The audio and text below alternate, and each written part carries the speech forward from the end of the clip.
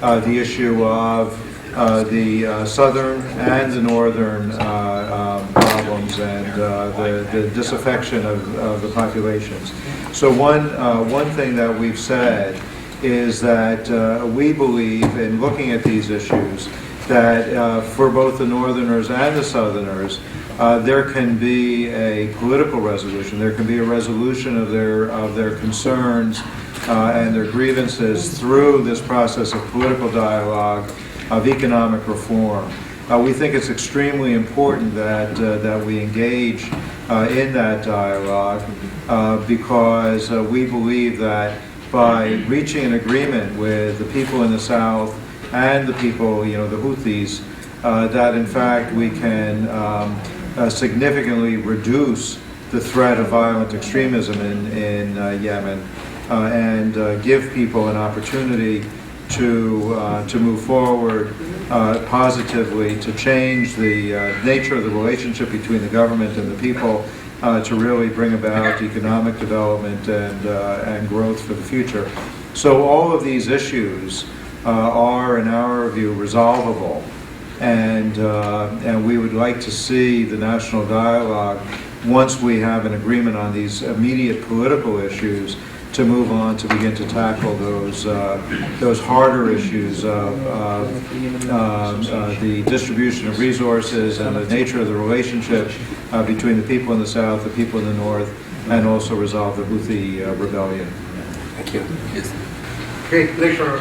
You're excellent. My name is Ernest Al-Maflai, and I am in the name of the American South Yemen Association. Welcome you, and we know that you had a long trip from Detroit, and I prefer to talk in Arabic. I have a lot of issues, but I prefer to take like Yes.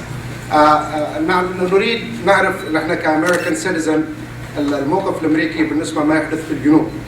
أكثر من 450 شهيد وأكثر من 3000 جريح وآلاف المعتقلين، والجانب الأمريكي على اعتبار أنه إحنا الأمريكيين بندفع التاكس وتروح الضرائب لهذا النظام الدكتاتوري اللي بيقوم بقتل الناس والأبرياء بدعم من دولتنا أو من الإدارة الأمريكية. نريد نعرف ما هو الموقف الأمريكي بالنسبة لهذا الجانب. النقطة الأخرى بالنسبة للوضع الجنوب، أعتقد أن شعب الجنوب قد قدم ما قدم في وحدة 90، ونحن نعتز بوحدتنا، وقدمنا ثروتنا وقدمنا أرضنا وقدمنا كل ما نستطيع لحماية هذه الوحدة، إلا أن هذا النظام يمارس ضد الجنوبيين كل العنصرية والانفصالية، وبالتالي نحن إما أن يعني Okay, I think you made a good point. I appreciate that. Thank you. Basically, I would make the same point again, which is that certainly we recognize that the people in the South have legitimate grievances. We believe that those grievances are resolvable through political dialogue and also through investment, through economic growth. I know that people are concerned that they haven't received the same kind of resource that has been invested in the North.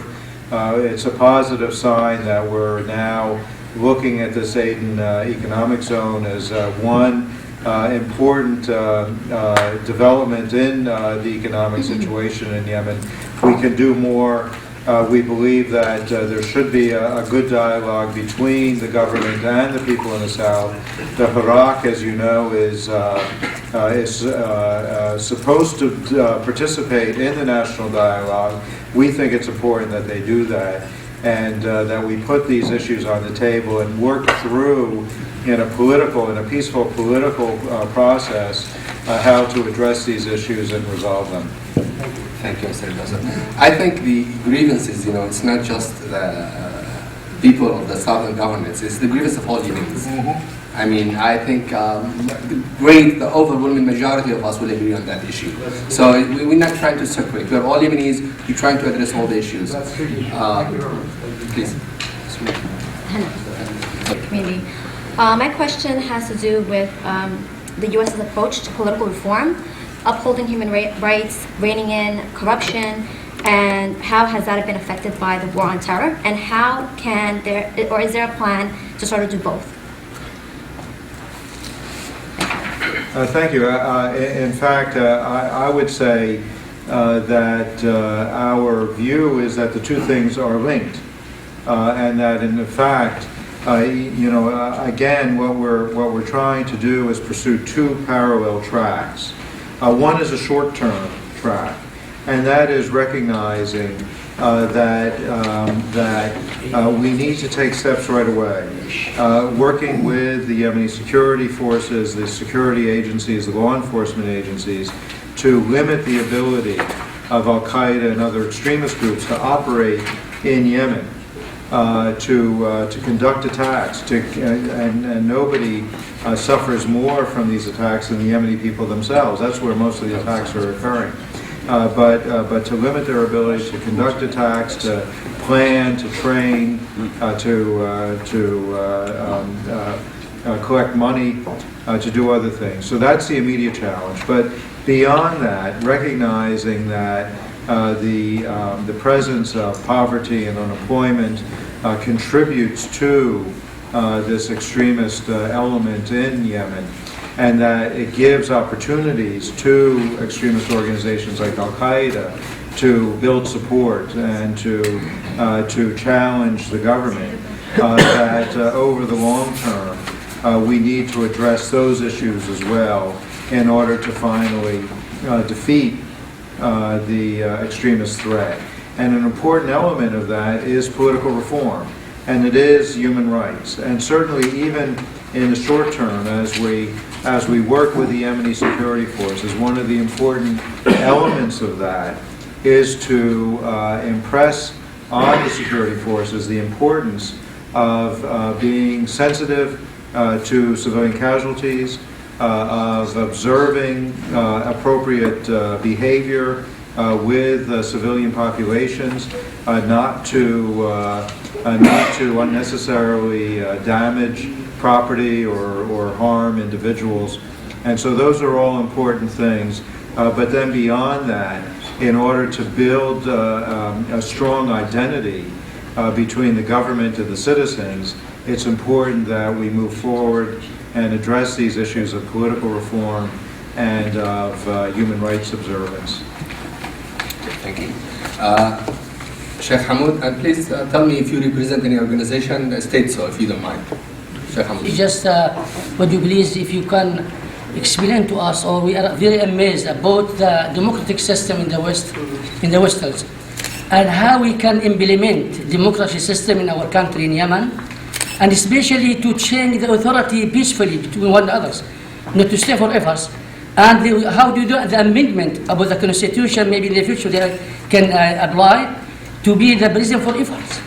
And from your point of view, I'm sorry for that, the corruptions and mischief in the Yemen society, how do you see it, please?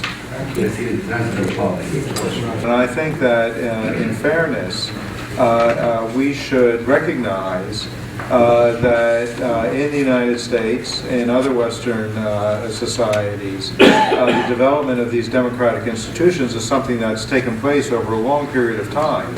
It didn't simply start on July 4th, 1776. It was a process, and we have improved. I hope we're still improving. I'm not sure. But it's something that's an evolution. There are democratic institutions in Yemen. They are very young. They're very unformed, and clearly it's going to take a long period of time in order for them to achieve a good level. But the important thing is to keep working at it. We think that we have a contribution to make, we have a role to play in helping with the development of these institutions, and we'll continue to work on that. As you move forward, I would say that one thing, we were talking about this a little bit earlier today, one thing that strikes me as important is the relationship between economic development and political development. And certainly as you look at these things, a society that's moving forward economically, that offers people good prospects for the future, that gives people optimism for the future, and creates a strong middle class. Those are the societies that are going to be able to make the transition and build the democratic institutions. A lot of people, and you know, we made this mistake ourselves. If you look back over the last 10 years, a lot of people would have argued and did argue that if you have elections, that means that you have democracy. And I think that what we've seen over this period of time is that you can have elections without necessarily having democracy or having stable democracy. Having a stable democracy means that you have built the institutions that you require, that you have a strong, independent judiciary, that you have a government that works and that can deliver services to people, that you've taken care of a number of these kinds of issues. And those are things that where we can help, frankly. We can help develop the institutions, we can help develop the judiciary, we can help on all of these issues in order to give Yemen the foundation that it needs to build a strong democratic future for itself. Thank you. Of course, guys, we have a refreshment over here, so if you need to. So feel free just to be loose and relaxed. Dr. Zawiya, he is Dean at Rhode Island University, I believe. I don't know which school, Dr. Zawiya, excuse me for that, I apologize. Please, you do all the introduction by yourself. Thank you. I'm the Dean of all the graduate school at the University of Rhode Island. University of Rhode Island? University of Rhode Island, yes. Okay. And I'm also a former director of the American Association of University Scientists and Professionals, which we have many representatives of here. However, I'm going to speak, because we are a non-political organization, so I'm going to speak, representing myself, my own opinions. Okay. What I want to get at is, what do you really see, what are you expecting from us, and what do you see our role to be, so that we can make this, very productive. I mean, we appreciate the information and the dialogue that we are having. We're very flattered that someone has reached to us in the diaspora and maybe can involve us. But how, we have very little leverage in our home of origin. And what we can do to influence the actions of the government and so on is very limited. There's a lot we can do here. And so we would like to see how we can work with you to further U.S.-Yemeni relationship. But how can we be effective about this and not necessarily, doing something and having photo opportunity, but how can we be, useful in doing so, given that, the government there is not, open for us to try to persuade it in one way or the other. At the same time, we're coming to this meeting, some are suspecting, is there a hidden agenda for you meeting with us? So hopefully you can clear that, so that, some people have also raised Yes. the issue, if you don't Right. like since the doctor had raised this issue, is that is this meeting or is this policy basically muddling in the Yemeni internal affairs? So that's an issue on the table, and of course it's going to resonate, regardless whether we like it or not. But that's how it's going to be looked at. I hope they understand the real input on that issue. Okay. Well, we're certainly not trying to meddle in anyone's internal affairs. I think that the Yemeni American community is a large community. Many Yemeni Americans, their families have been